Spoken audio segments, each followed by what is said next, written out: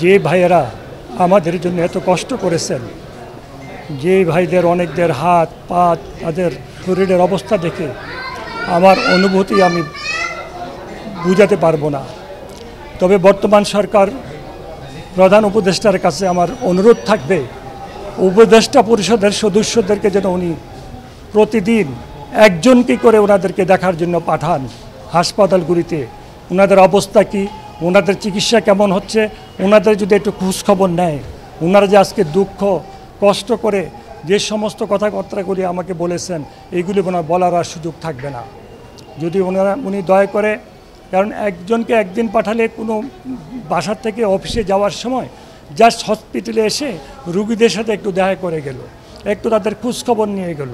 এতে প্রশাসনও একটু হুঁশিয়ার হবে, সবাই যারা চিকিৎসায় নিয়োজিত আছে তারাও হুঁশিয়ার হবে এবং রুগীরাও শান্তি পাবে।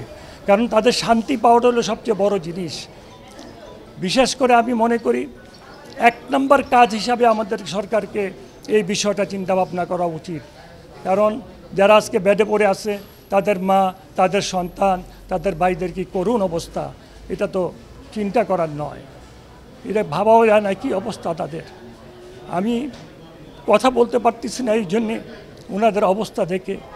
আমি তো বিদেশে ছিলাম, 13টা বছর আমাকে বিদেশে থাকতে হয়েছে মামলার কারণে। আল্লাহ পাক এই আন্দোলনের মাধ্যমে জালেম সরকারের পতন ঘটাইছেন এবং আমাকে আল্লাহ পাকের রহমত দয়া মামলা থেকে মুক্ত করেছেন। তা আমিও তো ওনাদের কাছে কৃতজ্ঞ। আজকে ওনারা যে হাসপাতালের বেডে পড়ে আছেন এবং যারা শাহাদাত বরণ করেছেন তাদের কাছে আমি কৃতজ্ঞ, আমি ব্যক্তিগতভাবে কৃতজ্ঞ। আমি দোয়া করি আল্লাহ তাদের প্রতি রহম করুক।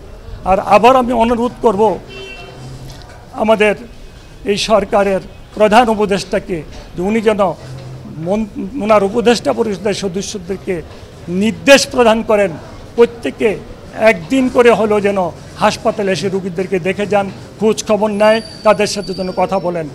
আমার মনে হয় এতে রুগীরা খুব খুশি হবে, তারা মনে শান্তি পাবে, তারা উৎসাহিত হবে।